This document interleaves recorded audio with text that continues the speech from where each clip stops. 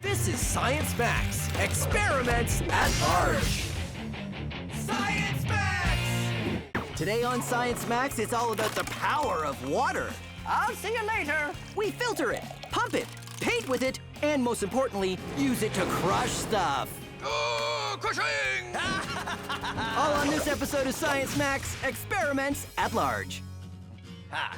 Greetings, Science Maximites. My name is Phil, and this is Science Max Experiments at Large, and this is a syringe. You might know syringes from when you get a needle at the doctor, but syringes are used all the time in science because they let you measure very precise amounts of fluid. Now check it out. You push the plunger down, and it comes out the top. Or you could pull the plunger in, and it would suck more fluid in this way. But check this out. I've got a syringe attached to a hose here, and this hose is filled with water. And I wondered, if the hose was really, really long, how hard would it be to push this plunger down? Of course, I don't know where the end of the hose is because it was really long and I had to string it all the way around, so, here it is. Okay, so let's find out. Push the syringe down and water will come out the other end of the hose. Pretty cool. You see, this is called hydraulics. Hydraulics is a branch of science that deals with fluids like water. But hydraulics are also a mechanism used in a lot of machines. Check this out. This is a syringe with a short hose on it, much shorter this time. And I press down on the plunger of the syringe and water comes out. And I pull in on the syringe and water goes back in. Because the plunger is airtight, it allows me to push or pull the water. But what if I close the system and take another syringe and attach it to the end of the hose like this? Well, then, if I push this plunger in, this syringe fills up with water. And then I pull this plunger out, the syringe empties. So check it out. This plunger raises and lowers based on what I'm doing with this plunger. And you know what that means? We've made a remote control. Huh? Check it out. So, if you take two syringes and you take a hose and you attach them to something you want to remote control, voila, you can build something like this. We have made our very own robotic arm that you can power remotely with hydraulics. Pretty cool, right? If you want to build one of these yourself, here are the materials you need. First, you need two supports and the arm. I used pieces of wood, but you can use wooden spoons, rulers, or pencils. You'll need some craft sticks, elastics, and a paper plate. And of course, two syringes and a hose, which you can get in an art supply store or a hardware store. Here's how you build your own hydraulically powered arm. First, make the base by tracing holes for your supports the width of a craft stick apart. Cut out the holes and use a craft stick and elastic to secure the supports underneath the plate and on top. Then add some elastics and a piece of craft stick in the middle so the supports won't scrunch together, because we are holding this whole thing together with elastics. Then get your syringe in there and keep it propped up with more elastics. Then get your arm and slot it in between the supports. The arm should be horizontal when the syringe is half full. Elastics to attach the arm and the syringe. Then push down on this end of the plunger and, ha-ha, you have a remote-controlled robotic arm. You can also max it out even more by adding more degrees of movement. You can make the arm rotate side to side. You can even add a little claw attachment at the end and power it all using syringes. Haha, science and hydraulics. So let's max it out. I just need an expert to help me. Let's see. And over and that way. Chris from Logix Academy, of course. Logix Academy knows all about building robot stuff. I'm sure Chris can totally help me. Let's go. Come on. Oh, hey, Phil. Oh, hey, Chris from Logix Academy. Great to see you. What took you so long? How long was I gone? And what's with the orange lab coat? Oh, it happened again. It keeps changing the color of my lab coat. But this time, Chris, I prepared for it, and I wore another lab coat. See? Blue? No! Well, you know what? This is happening a lot, Chris. So I wore another lab coat under this lab coat. I'm gonna have to wear a lot of lab coats, though, because this is happening all the time. We should talk about hydraulics, right? Okay, yes, Yeah, because we got some cool stuff planned. Okay, so we're just gonna get the table in here. Oh, okay. This is the hydraulic arm. Check it out. Oh, very cool, very cool. If we want to max it out, what can we do? We could make it bigger, we can make What an if we did arm. it so that the force you put on this side gets multiplied so that this side's even stronger? Ooh, what do you call that when that happens? Force multiplier. A force, I like that. Force multiplier, it sounds like a video game. So we would have a lot more power. You have a lot more power, which we could do fun stuff. Yeah, so if we had like lots of power, what would we do? We'd like crush something. Yeah, let's crush some stuff. Yeah, we could crush some stuff. Okay, can we start with syringes though? Yep. And then we'll work up as we go. I like it. So what do we need? Do we need different sizes? So yeah, I was thinking we need a small... A delicious plate of cheese and crackers, my favorite snack. But these crackers are pretty salty, so I should probably pour myself a glass of water first, huh? No, my cheese and crackers! Why? Why does this happen? Why does the water stick to the glass? Well, because of science. And the reason why it happens gets a little complicated, but it boils down to this one simple thing. Water likes to stick to things. Huh? Did you see? Did you see how it stuck? No, of course you didn't. You know why? Because it only sticks on a small scale. See those drops of water? That's water sticking to the surface. But it only works when the surface tension of the water is less than the force of gravity, which is why water drops fall when they get bigger. So it sticks to things. That still doesn't explain why you can pour water out of some containers without any drips, and other containers make it nearly impossible. It's all about the angle. Water will flow very easily when there isn't a large change in direction, like around the curved top of this glass. But when there's a big change in direction, like at the mouth of this teapot, the water can't make that turn as easily. This is also why pouring from a full glass is much messier than one that's less full. Pouring out of a full glass, the water only needs to change direction this much to flow down the side. But from a half full glass, the water would need to change direction this much. So all this happens because water likes to stick to things. So let's do an experiment and coat this glass with hydrophobic spray. Now, hydrophobic coatings repel water. So if it's repelling the water from the outside of the glass, will we still have the same problem? Well, let's find out. Hydrophobic coated glass, non-hydrophobic coated glass, or just regular glass. Water likes to stick to surfaces, but it can't stick to one coated in hydrophobic coating. That's impressive. Should we try something else? Well, that's one way to solve the dribbling glass problem. Except you can't coat your glasses at home with hydrophobic coating because it's not good to eat. The secret is using a container that has a very sharp angle between where you're pouring the water and the underside of the glass, like this jug. And there you go. Now I can enjoy a nice glass of water with my cheese and crackers. Oh, right. Wait, hold on. I will remake the crackers into, see, look, see, it's fine. It's fine. I'm not really gonna eat that. I'm just kidding. Chris and I are maxing out our hydraulic crusher. Yes. Before we get to that, I have a little game I want to play. Okay, great. Okay. You can pick either the small one. The big one. Okay. So what's the game? Simple thumb war. I'm gonna press down on this side. You press down that side. We'll see who wins. Okay, ready? Yeah. 1, 2, 3, go. Oh, wow, that was really tough. Why was that so hard? Well, Phil, I'm just really strong. Wait a minute. My turn. Okay, 1, 2, 3, go. Yeah! See, pushing down on this one is way easier. You wouldn't think that the small syringe would be easier. Why is that? The reason for it is that you have to push this one down a lot farther than you have to push this one down. Let's see. See how far this one goes, and this one's barely This one moving? travels much more. This is how we can exchange a little bit of force over a long distance. That's right. To a little bit of distance at a lot of force. That's exactly right. Just like the lever, it's a mechanical advantage. But in this case, it's hydraulic advantage. That's right. Chris and I push down on small syringes, which gives us more force on our larger syringes. Our crusher was ready to go. Ooh, how about an orange? 1, 2, 3. We squeeze down and... Then we tried a walnut. Are you allergic to nuts? I am not. 1, 2, 3. When we tried a golf ball, we reached the limit of what our plastic syringes and our hands could do. We need to come up with a stronger, more awesome crushing machine using hydraulics. That's right. I have some ideas. Okay, good. We can use metal. We can use metal. And we can go bigger as well. Ew, this water is gross, but I'm gonna drink this water. Why? Well, because of science. No, but I'm not gonna drink the water like this. First, I'm gonna use the power of science to help me clean it. How? By using gravel. Gravel, yes, gravel. So, say I've got some dirty water, and there are particles floating in that water. Large particles, your rocks, your wood. These styrofoam bits will act as the large particles. You pour it into the gravel, and the large particles get filtered out. See?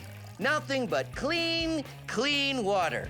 Yeah, I know what you're thinking, Phil, that's not really clean yet. That's because we haven't done step 2, sand.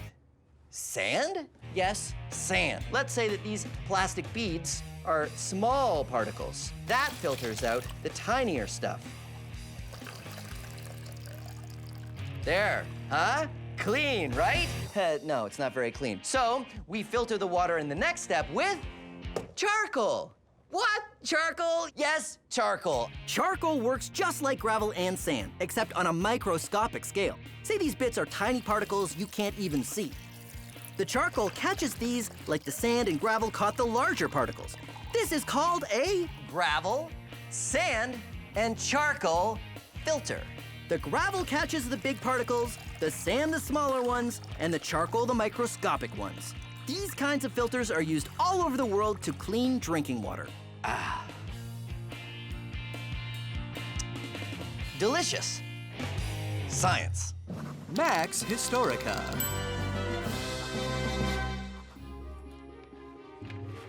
This is Archimedes. What? Who said that? It's me, the narrator. We're doing a segment. Oh, well, I was working. Don't sneak up on a guy like that. This is Archimedes, an ancient inventor and one of the greatest scientific minds ever. One of his famous inventions was the Archimedes screw, which was used to make holes in wood. No, that's not what it's for. It's for water. Right, used to make holes in water. What? No! Look, did you even do your homework? Hold on, it's here somewhere. Look, I'll just show you. You see, in ancient times, we had many uses for something that could lift water up. From a well, or to take lake water from the lake and put it into a farmer's field, and that sort of thing. Okay, I've got it from here. So, Archimedes invented a screw, and he drilled a hole in the side of that container. No. Look, just sit down. I'll explain it, okay? I am sitting. I'm in a voiceover booth. Good for you. Now be quiet. Now look. What you do is you put the screw in the water like this, and then you want to raise the water higher, you see? And so turn it around like so, and the water fills each gap in the screw, and it starts to come up. It gets to the top, and look at this. Look, we've got water coming out the top there. The water is being pumped up. It is the first water pump. I see. Still seems like a lot of work to fill a glass, but it's very cute. No, we made them bigger. We obviously were not going to make them this big. This is not very useful. Right. Archimedes, one of the greatest scientific minds ever. Chris and I are maxing out a hydraulic crushing machine. We tried one out of plastic, but now it's time to make one out of metal. These are called hydraulic cylinders, and they work the same as our syringes. Small ones on this side with a lot of travel, and then a larger one on this side to multiply the force. And some mechanical advantage with a lever to help us push even harder. We tried crushing a watermelon, and it worked great. So what else do you want to crush? We crushed a coconut, It's cracking. Oh, there we go. Oh, it's gonna leak. and then a can of pop. Science Max Cola, now in the new, smaller can. Let's really challenge this press. Perfect. A piece of wood. We tried to crush the wood, but we weren't able to get it to budge.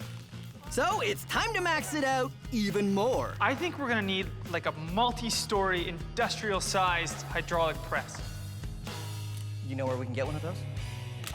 I do. Awesome. This is water. Things float on water, like pool noodles and wood and toy boats. And now we're gonna do an experiment with how paint floats on water. How's this supposed to work again? Oh! I'm supposed to take the paint out of the can first. This is a fun experiment you can do at home. All you need is a container, some water, and paint. But not just any paint, special paint you use for hydro dipping. That's hydro, meaning water, and dipping, meaning dipping. Carefully pour the paint on the water and add a few different colors. Then take a stick to swirl it up into a pattern. Then you get something you want to paint, and you carefully put it in like so. But don't pull it out as soon as you get it in. You have to spread the paint away because it'll stick when you bring it back out. And then when you pull it out, whoa!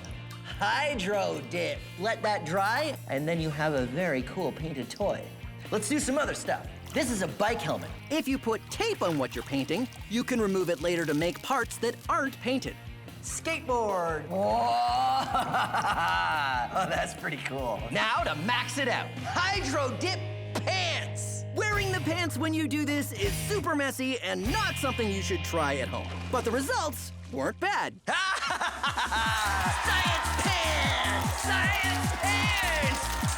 Science pants. One of the ways you can experience the power of water is watching it wash away dirt. You can experiment with this yourself by making your own erosion table. To make your own, fill a plastic tub with sand and tilt it up. Cut a hole in the tub at the low end and put a hose with a trickle of water at the high end. Then to complete your model, fill it with A little happy town. this small model shows how rivers cut their course to the ocean by following the lowest point. Try to design your town and the layout of the ground so the river goes around the buildings. I'll see you later. I'm gonna take a swim in the river now. There are lots of ways to experiment. Change the amount of water, or the steepness of the angle, Look at the soil, it's all getting eroded over here. or the way the town is laid out. Every time you do it, the river goes in a different direction. And have fun. Oh, phew, I'm tired. I'm just gonna lie down. And that is the power of water. Chris and I are maxing out a hydraulic crushing machine. What about this? Is this what we're gonna use? We went to the Natural Resource Canada's CanMet Materials Laboratory, which is a federal research lab. Oh, this is good. Oh, look at that! Oh, is this what we're using? No. Oh, I can use this. Hold on, let me figure this out. Maybe later. Really? It's just over here. CMAT is the largest research center in Canada dedicated to metals and materials research. This is it. Oh, This is it. yeah, right! Hydraulic press. How much force does this apply? This can do 2 million pounds, That's over 900,000 kilograms. which is about 20 cars. Let's crush some stuff! Oh, crushing! We gotta get the stuff. Okay. We started out with the piece of wood which defeated our last press. And go!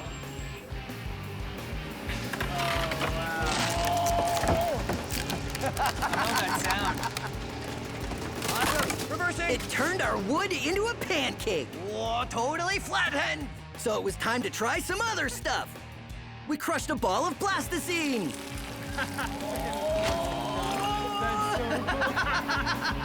That is neat. You sort of made a rainbow. Yeah. Aluminum foil. Aluminum foil. Yes, it is now a solid plate of aluminum. And a basketball. Basketball. Good thing we got these earplugs in because when it pops, it'll be loud. What? Never mind.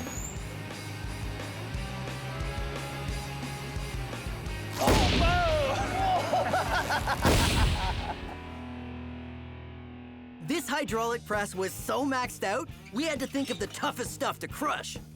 We crushed hockey pucks, a safe,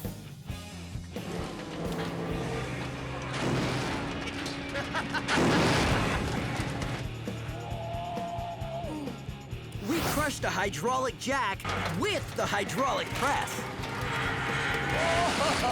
This is a metal vise. Hard, strong, Yeah, it's steel. heavy, steel. Whoa, look at it bend.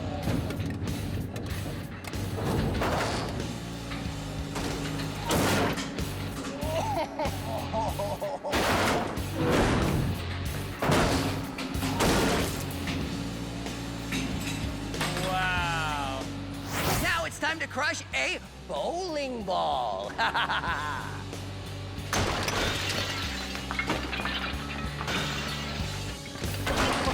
It totally exploded.